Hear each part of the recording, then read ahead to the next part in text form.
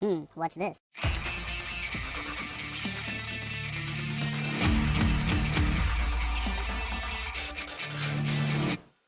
Hello, welcome back to the Phreak Show. Bumpy McSquigums here. I want to thank you all for joining me as I continue with my Let's Play of Tyranny, folks. We just got done beating down some fools, surviving, running a lot, doing a little tiny micromanagement things there, but we did survive. No one actually fell in the battle, which is great. And yeah, here we are with, we left in the middle of a storyline, so I guess we will continue from there. Tarkus Ari, you worthless gnats, we may die, but others will follow our example. Mark my words. The captain coughs up blood. You've bested their leadership. Most impressive. Remind me never to underestimate the skills of a Fatebinder. Yeah. I am honored to have had a hand in the glory. I'm sure your Archon will be pleased that I managed to do your job for you. Betray the Alliance. Now you arrive? I shed blood to take Ascension Hall. This place, the spire, the valley, it's mine. All of you, be gone. I'm honored. And your help was pivotal. Graven Ash will soon be hearing an earful about your skill and courage. The clatter and madness of combat has finally ceased. Ascension Hall is, for a moment, tranquil. You have gained favor with the disfavored, lost favor with the Vendrian Guard, and gained favor with the Scarlet Chorus. May pox take your children, Ari slumps to a crouch, her body trembling from injury and fatigue. With those words of defeat, the burning hum you've heard in your head for days on end tapers off into nothing. Your mind returns to a state of quiet you have not felt since before you proclaimed the edict upon Vendrian's well. I lay claim to Ascension Hall. Let us be free of this edict. And with that, Kairos' edict of execution should be no more. Alright, we'll say 2. You feel a tug in your chest as a warm energy begins to form around you. Before you know it, you feel as if you are lighter than air. That's kind of a little awkward. I can fly. Uh-oh. What the?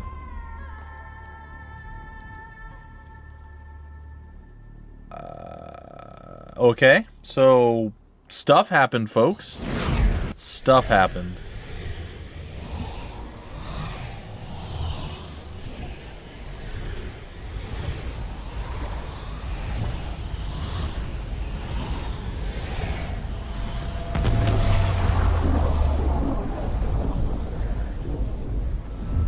Huh.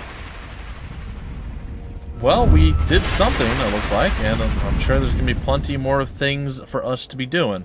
You blink away the last of the luminescent trails in your vision, or your field of vision. The masonry of Ascension Hall is replaced with wide open space in every direction, save for the slab of ancient stone beneath your feet. High winds shove you, pushing you off balance. The air is cool and thin, unsatisfying to your lungs. Is this... Lantry looks out to the horizon, wide-eyed with excitement. Yes! This must be the mountain spire! When was the last time... Lantry's eyes look down over the ledge, dumbstruck by the vertical plunge. Lantry backs away from the edge. I may need to retch. This is certainly a change. The wind ruffles the feathers in her hair, and Verse quickly smooths them down. Damn cold change. She peers over the edge. Think I could land on my feet if I jumped? Not that it would matter for long. Kairos, be merciful. What now? Barrick spins around on his feet, looking about, trying to take in as much as he can through the narrow visor of his helmet. Every way you look, mountains rise up along a distant horizon. The rivers and forests below bring to mind maps of Vendrian's well, and you quickly trace the Matani, the Iranev, and all the numerous waterways of the region. Higher than you imagined it, this is indeed the pinnacle of the spire at Vendrian's well. How did we get all the way up here? Ari strains to stand up, clutching her side. Another question. How in the name of Graven Ash do we get down? The Iron Marshal walks to the edge, trembling a half-pace back as she peers downward. The warriors below must be sensing that the edict has ended. We should be down there, by their side. The edict is gone, and I don't think we're dead. We all could feel the edict passing. No doubt the soldiers below are sensing it too, and the Archons as well. Send word to Graven Ash that we are successful. I hereby claim this place. This is now an extension of Tunan's court, and all combatants must leave. Enough bloodshed for one day. I demand all blades sheathed. Enough bloodshed. That much sounds sensible, at least. If we're to understand what just happened, we need to drop anchor on this battle and regroup. The chorus is better handled when we are at full strength. Send word to Graven Ash that we are successful. You have gained loyalty with Beric. That was a worthy battle. Not since Stalwart had I seen such courage, such determination. Oh, but the siege needed you spans ago. Agreed, and I would be honored to deliver your auspicious message in person, but... She points down over the ledge. I think the blast of magic from the spire and the edict's end should have been clear to everyone. But Graven Ash will want to know you are safe. Go through that portal and report to Graven Ash, then return to me with any news. Point to Ari. We hand her a note. The parchment will survive the impact. That's awful. No telling how stable it is, but look closely and you'll see images of Ascension Hall in the haze. Well, if you have trained eyes, that is. Of course, even if it's not stable, the alternative is jumping, so what do we have to lose? Oh, how did I not notice that? The portal's shimmering contours glimmer the moment you call out its presence. Assuming this takes me back to Ascension Hall, I'll carve a path to Ash and let him know the score. With a resounding clatter, Arenos beats her breastplate and salute. Glory to Kairos! Send the Archon of War my regards. Salute the Iron Marshal. Glory to Kairos! Salute. Yay! Thank you for being the edge of our blade. We've been short-handed ever since we took the Gates of Judgment, and these Oathbreakers fight well above their station. Without you and my vanguard, this would have been a bloodier day, and there's no telling if we would have seized Ascension Hall in time. We had plenty of time. Vendrian's well is yours. Hold it for the glory of Tunin. It would be wise for us to place court-held lands between us and the enemy. That way, the chorus cannot fortify around us without giving offense to the Archon of Justice. The rat's treachery means war. I trust we will be able to rely on your continued support in the coming trials. No doubt I'm the very definition of an enemy of the Overlord. I didn't just resist, I led others into resistance. So I know that what's about to happen, but I know when I've met my match, and like most folks, I'll do whatever it takes to live. If you will show me mercy, I will pledge my life to you, good Fatebinder. The Tidecaster bows to one knee, lowering her gaze. I know I'm an Oathbreaker, so my word isn't what it used to be, but I promise, if you spare me, I will serve you well. Why would I possibly trust you? Because I am all out of reasons to fight you. The Vendrian Guard and the School of Tides are no more, leaving me with no loyalties or ties to, well, anyone. And, well, we must all bow to Kairos' minions eventually, right? I would die before swearing fealty to the voices of Narat, and Graven Ash would kill me in a heartbeat. If I am to serve anyone in this new order, it should and must be the Archon of Justice, and you are the only servant of Tunin that I can think to ask. Serve me well, and all can be forgiven. My mercy has a price. I'll let you live. I'll regret it. Or if I let you live, I'll regret it, won't I? Say that one. My fighting days are over. If you let me go, I'm gone. Gone from this battle, gone from the tears. I'll never harm another servant of Kairos for the rest of my hermit life. Serve me well, and all can be forgiven. Sweet. If you will have my fealty, it is yours. I, Ebb of the Tidecasters, do hereby pledge my life and loyalty to Bumpy McSquigums. She dips in a formal bow. I will serve and obey so long as you have the need to or want of my skills. Huh. So we can only have up to 4 people. Well, that's interesting. We can get rid of any one of these. We'll keep you there for right now. The party manager. Don't necessarily need to bring you into the party right away. Vendrian's well has fallen. For the second time since the conquest began, Kairos' armies take the citadel from its defenders. With your help, the Vendrian Guard rebellion has been crushed. You claimed Ascension Hall with your disfavored allies, satisfying the terms of Kairos' baleful edict. You and the forces of Kairos are free from the Overlord's death sentence. The tensions that flared over the long siege reached an explosive crescendo as the disfavored and Scarlet Chorus armies clashed iron and bronze in a hasty, disorganized battle.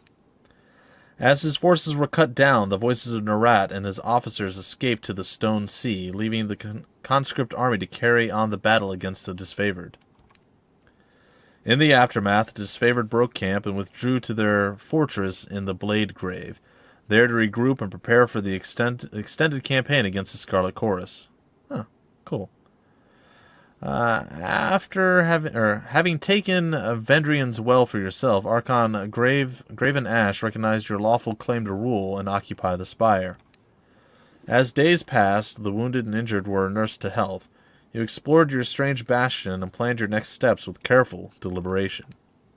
As word spreads that the Scarlet Chorus and Disfavor turned on each other, factions once resolved to bend the knee are inspired instead to continue fighting.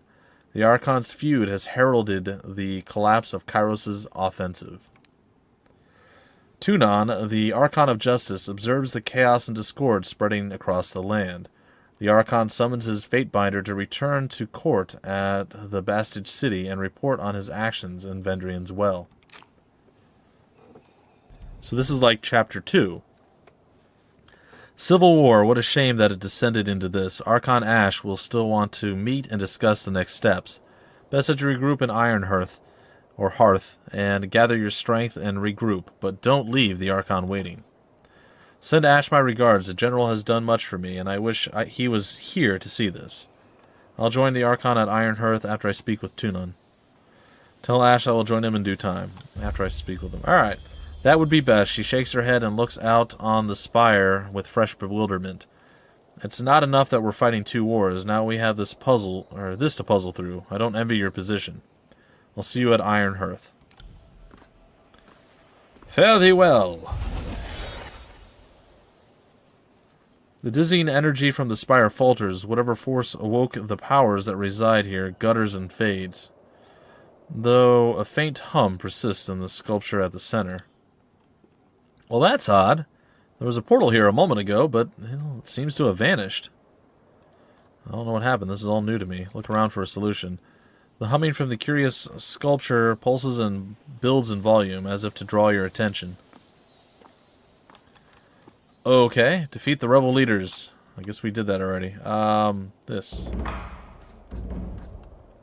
On closer inspection, a series of symbols carved around the base of the sculpture come into view.